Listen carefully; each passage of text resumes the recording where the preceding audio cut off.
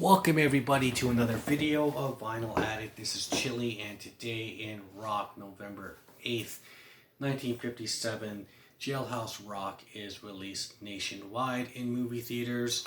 In 1971, we have Led Zeppelin's release of their fourth Untitled album. Now, before I get into this, please don't forget to hit the like button, comment on this video, share this video, and if you still haven't, please subscribe to the channel and hit the notification bell for updates. Okay, so let's get into this. We'll start with The King, of course. 1957, this movie is released nationwide. This is Elvis's third film. However, 2 weeks prior, this movie premiered at Elvis's hometown in the movie theater, in which he once worked as an usher. So that's pretty cool. You know, we kind of, brought his world back to his old world. And this movie, of course, was a big success.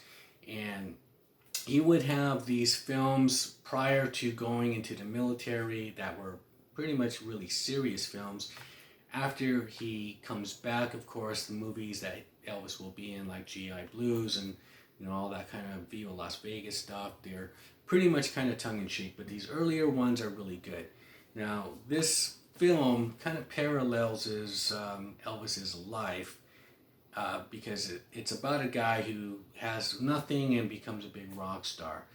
He gets out of prison. I mean, that part's not from Elvis's life, but as far as just having nothing and becoming a big rock star and being a movie star, they're putting him in movies. He has, all these, this Hollywood machine around him and everything, and, he just becomes this.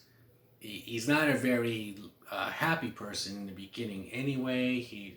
But he's more of an asshole, as he becomes more and more famous and has acquired much more money.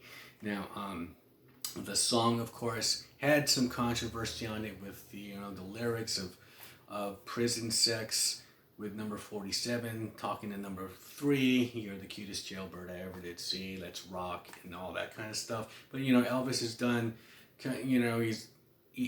being the first rock star, everything you're going to do is going to be kind of edgy. And in this film, he even has the jet black hair, which no one has dyed their hair jet black. And the film on the Blu-ray is so clear. I mean, you can see how black his hair looks with the hair dye. It's really cool. But yes, and he had the makeup on as well. Elvis did a lot of things first, but and especially this film about rock stardom and whatnot, and not trusting people, and that would come on later in his career. He would just have the Memphis Mafia around him, which was his buddies before he was famous. Elvis didn't hang out with anybody after he got famous. He may know people, of course, like they all, but he didn't want nothing to do with anybody. He just had his little group that he trusted until he died. And so this is a great film. And if you're getting into rock and roll, I mean, you might as well,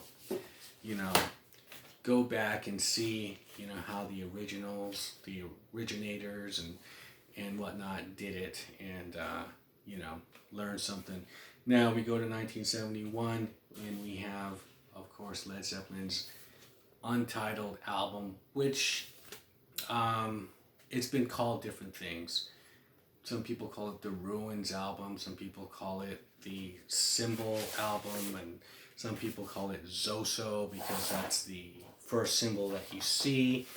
I don't know if you guys can see this, but yes. So Zoso is, these 4 symbols are each symbol is the individual member of the band. And so there's Jimmy Page, and then you got the Celtic symbol next to it is John Paul Jones. The 3 rings is John Bonham, Bonzo Bonham. And of course the feather in the circle is Robert Plant, which is the feather from the Sun God, which we will see in the Swan Song label, in their record label later on, like 2 albums down the road. And this album here is a classic album from side 1, Black Dog, Rock and Roll, The Battle of Evermore, and of course Stairway to Heaven. Voted one of the greatest rock and roll songs of all time. You know, it's epic. It's so great you can't play the song on the guitar in a guitar shop. You know, it's a big no-no. Side 2, you have Misty Mountain Hop, Four Sticks, Going to California, and When the Levee Breaks. The Levee Breaks is that awesome drum intro which the Beastie Boys used to start their album.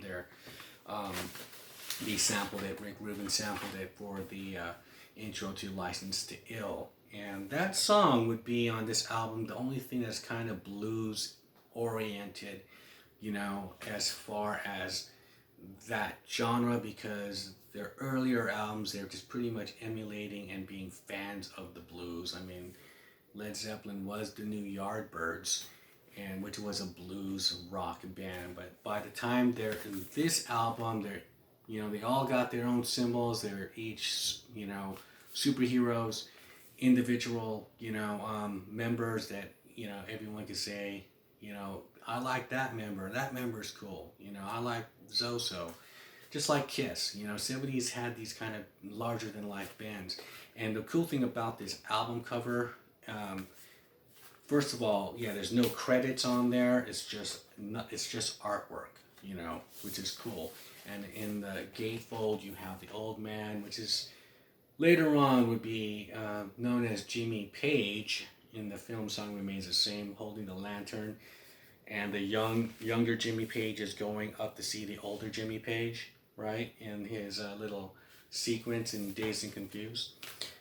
However, yeah, going back to this has a lot of mystique to it. Their album covers, you know, because starting from this one, and then of course the next album, Houses of the Holy. But this one with the picture, this is what Robert Plant owns this painting right here. And so, you know, back then you buy this album, you listen to it, and you see the band when they come to town, you get blown away. You know, whereas now you just get an album, you already know who this band is. You probably saw them talking on YouTube or something like that, where back then it was just, you know, there's none of that going around. You just buy the album and then you like it.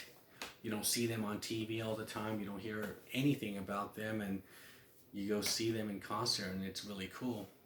Too bad we can't have that. There's just anymore, because there's that mystique about it, which is really cool. So that's my video today on Rock and Roll, November 8th, 1971. Of course, the Untitled Zeppelin album, and in 1957, the rock and roll classic film Jailhouse Rock. I suggest everyone watch this film if they've never seen it. You know, just gotta, you know, give props to where props is, you know, is to the greats, and that's Elvis Presley. And with that, I'll shut up, and I'll see you guys on the next video.